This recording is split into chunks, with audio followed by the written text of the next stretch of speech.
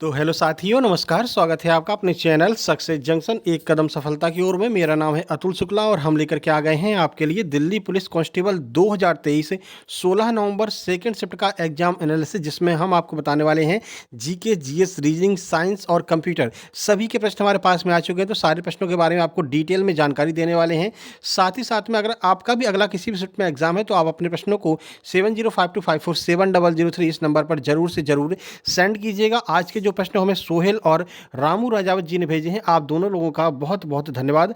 चलिए शुरुआत करते हैं। सबसे पहले हम जीके, जीएस और करंट अफेयर के ऊपर चर्चा करने वाले हैं। वीडियो को लाइक जरूर कर देना और चैनल पर पहली बार आए हैं तो सब्सक्राइब करके नोटिफिकेशन बेल भी आपको दबा लेना है। पहला प्रश्न है, प्रोजेक्ट टाइगर किस वर्ष आया था? कब प्रोजेक्ट टाइगर शुरू किया गया था? तो वर्ष 1973 में प्रोजेक्ट टाइगर आया था और 1 अप्रैल 1973 से प्रोजेक्ट टाइगर भारत में लागू हो गया था। देखिए, तो बाघों के संरक्षण के लिए 1 अप्रैल 1973 को तत्कालीन पीएम इंदिरा गांधी ने उत्तराखंड के जिम कॉर्बेट नेशनल पार्क में प्रोजेक्ट टाइगर लॉन्च किया था। यह भी पूछा जा सकता है कौन से नेशनल पार्क में? तो जिम कॉर्बेट नेशनल पार्क, जो कि आपका उत्तराखंड का है, यहां पर पहली बार प्रोजेक्ट टाइगर लॉन्च किया गया था। यह परियोजना शुरुआती दौर में असम, बिहार, कर्नाटक, मध्य प्रदेश, महाराष्ट्र, उड़ीसा, राजस्थान, उत्तर प्रदेश और पश्चिम बंगाल के 9 टाइगर रिजर्व में शुरू की गई थी। ठीक है, तो 1 अप्रैल 1973 को जो आपका टाइगर प्रोजेक्ट है वो शुरू हुआ था। यही प्रश्न आपका पूछा था। अगला प्रश्न पूछा था, लक्ष्मी राजकुमारी कुमार देवी का विवाह किसके साथ में हुआ था? तो चंद्रगुप्त प्रथम के साथ में लक्ष्मी राजकुमारी कुमार देवी का विवाह हुआ था। देखिए, चंद्रगुप्त प्रथम कौन था? तो चंद्रगुप्त प्रथम जो है वो समुद्रगुप्त का पुत्र था। चंद्रगुप्त प्रथम ने लक्ष्मी राजकुमारी कुमार देवी से विवाह किया था।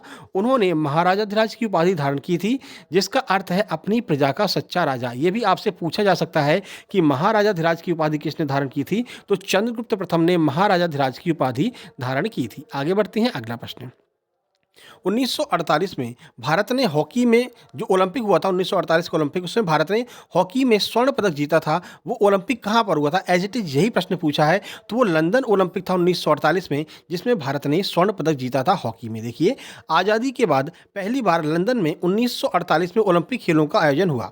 इन्हीं ओलंपिक खेलों में भारतीय हॉकी टीम ने मेजबान इंग्लैंड को हरा करके गोल्ड मेडल जीता था। और आपने एक मूवी भी देखी होगी, गोल नामक जो मूवी बनी है, वो मेजर ध्यानचंद की बुक जो आत्मकथा है उसके आधार पर बनी है। तो वो गोल नामक मूवी में इसी मैच को दिखाया गया है। ठीक है, चलिए आगे बढ़ते हैं। अगला प्रश्न है, सबसे कठोर धातु कौन सी है? ध्यान रखना, आपको धातु पूछी गई है, पदार्थ नहीं पूछा गया है। कई लोग पदार्थ के चक्कर में गलत आंसर लगा करके आए हैं। टंगस्टन जो है वो सबसे कठोर धातु होती है। ठीक है, तो सबसे कठोर धातु टंगस्टन है।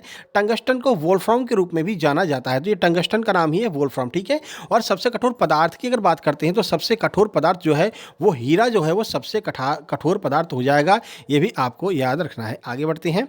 चौथी पंचवर्षीय योजना कब शुरू की गई थी? ये आपसे उसकी टाइमिंग पूछ ली है। तो 1969 से लेकर के 1974 तक चौथी पंचवर्षीय योजना चली थी। देखिए, इसका उद्देश्य क्या था?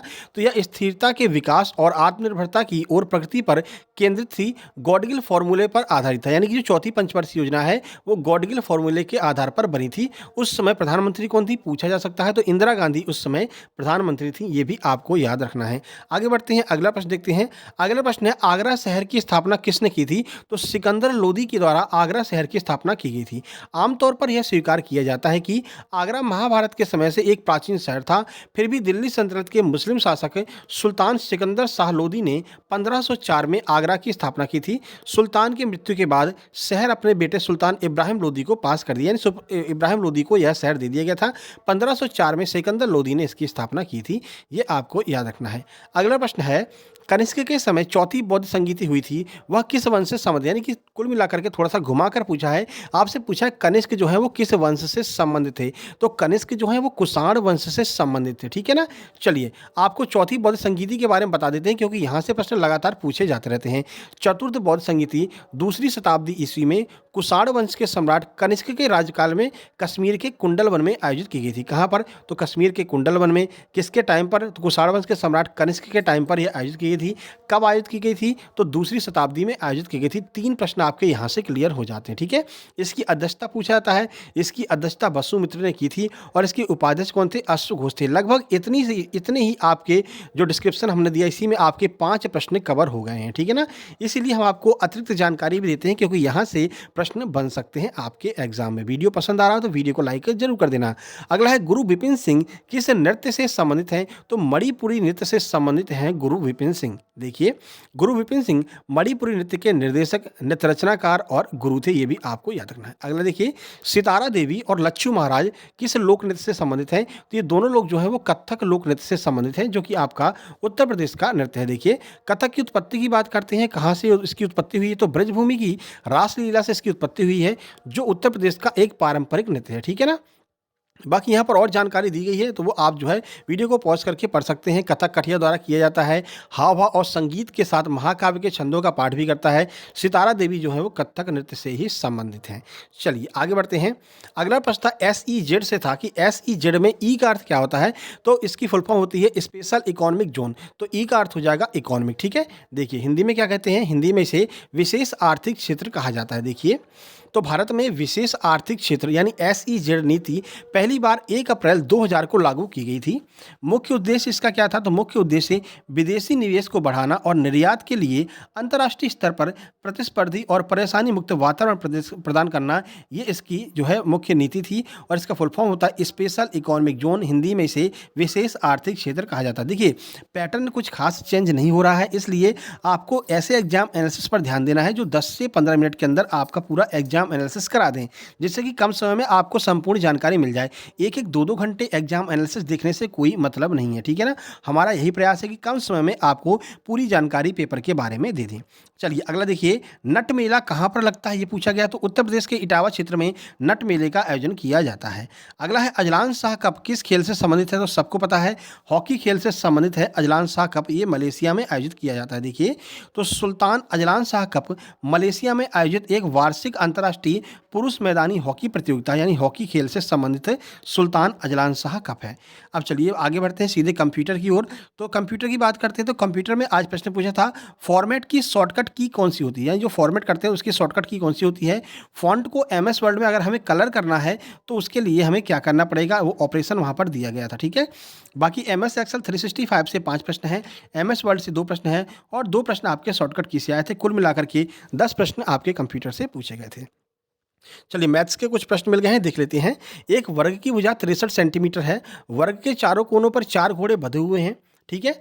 घोड़े की रस्सी वर्ग की भुजा के आधी दूरी पर जाती है, तो घोड़े कितना क्षेत्रफल नहीं चर पाएंगे? ध्यान रखना है, नहीं पूछा गया है कितने क्षेत्रफल की जो घास है वो घोड़े नहीं चर पाएंगे। इसका आंसर 850.40 इसका सही आंसर होने वाला था। ठीक है? चलिए अगला प्रश्न देखते हैं। यदि दर को 3% अधिक करते हैं, यानी यदि दर 3% अधिक हो जाती है तो 2 वर्ष में 240 रुपये अधिक मिलते हैं। आपको मूलधन बताना था कि मूलधन क्या होगा। एसआई का यह प्रश्न पूछा गया था। एक आपसे एचसीएफ पूछा था 0.36, 0.54, 1.08 का एचसीएफ आपसे पूछा गया था। ठीक है? रेशियो का प्रश्न पूछा था A ratio B ratio C, 2:3 2:5 हैं, तो ए बटे बी और बी बटे सी का मान क्या हो जाएगा। सिंपल सा प्रश्न ये रेशियो से आज आपका पूछा गया था। अगला है y का 25% कम करने पर z का 120% हो जाता है, तो y का मान आपको बताना था कि y का मान क्या हो जाएगा। चलिए टॉपिक की बात करें, प्रॉफिट और लॉस से 1 प्रश्न आया है, एलसीएम एचसीएफ से 2 प्रश्न हैं, नंबर सिस्टम से इस शिफ्ट में कोई प्रश्न नहीं आया, सुबह 2 प्रश्न आए थे, एसआई से 1 प्रश्न है, सीआई का 1 प्रश्न है जो कि किस्त वाला आपका पूछा गया था। ठीक है? 2 प्रश्न आपके डिस्काउंट से, टाइम एंड वर्क से 1 प्रश्न और मेंसुरेशन से 2 प्रश्न पूछे गए हैं। वहीं रीजनिंग में कोई खास परिवर्तन नहीं देखने को मिला है। डाइस से वही 3 प्रश्न, सीरीज के 2 प्रश्न, 1 प्रश्न सिटिंग अरेंजमेंट का 6 प्रश्न पर्सन को बैठाने वाला। हाँ, मिरर इमेज और फिगर काउंटिंग इनके प्रश्नों की संख्या बड़ी है। 4 प्रश्न मिरर इमेज के हैं और 2 प्रश्न आपके फिगर काउंटिंग के हैं। एम्बेडेड फिगर के 2 प्रश्न हैं। मैथमेटिकल ऑपरेशंस के 2 प्रश्न, अगली आकृति कौन सी होगी इस पर 3 प्रश्न पूछे गए हैं। कोडिंग डिकोडिंग के 2 प्रश्न और कथन निष्कर्ष का भी 1 प्रश्न आपका पूछा गया है। तो ये कुछ इस तरह से आपका आज का पूरा जो है आपका रहा है कि किस तरह के कौन कौन से प्रश्न आपके एग्जाम में पूछे गए हैं। वीडियो पसंद आ गई तो वीडियो को लाइक कर दीजिए, शेयर कर दीजिए अपने सभी दोस्तों के पास में। साथ ही साथ में चैनल पर पहली बार आए हैं तो सब्सक्राइब करके नोटिफिकेशन बेल जरूर दबा लेना, क्योंकि कम समय में पूरे एग्जाम का समरी हम आपको बता देते हैं। ठीक है ना? तो इसलिए कम समय में अगर आप पूरा एग्जाम देखना चाहते हैं तो चैनल को सब्सक्राइब करके नोटिफिकेशन बेल आपको जरूर दबा लेना है। ये हमारा टेलीग्राम चैनल है जिसमें हम आपको फ्री में स्टडी मटेरियल प्रोवाइड कराते हैं। यहाँ पर आपको राकेश यादव सर के क्लास नोट्स मिल जाएंगे, आदित्य पटेल सर, आदित्य रंजन सर की बुक्स मिल जाएंगी पीडीएफ फॉर्म में, नीतू मैम की जो इंग्लिश की नई बुक आई है वो भी आपको यहाँ पर पीडीएफ फॉर्म में मिल जाएगी। इसकी लिंक डिस्क्रिप्शन बॉक्स में दी गई है, जिसे आप उस लिंक के थ्रू जाकर के ज्वाइन कर सकते हैं। बाकी हमारा टेलीग्राम चैनल सक्सेस जंक्शन के नाम से है, उसको भी आप ज्वाइन कर सकते हैं। वहाँ पर आपको इस वीडियो की पीडीएफ मिल जाएगी, ठीक है। बाकी थर्ड शिफ्ट का एग्जाम जैसे ही छूटता है तो सबसे पहले हम आपके लिए एग्जाम एनालिसिस लेकर के आएंगे। वीडियो को लाइक और चैनल को सब्सक्राइब जरूर कर देना। जल्द ही मिलते हैं थर्ड शिफ्ट के एग्जाम एनालिसिस में। तब तक के लिए नमस्कार, धन्यवाद।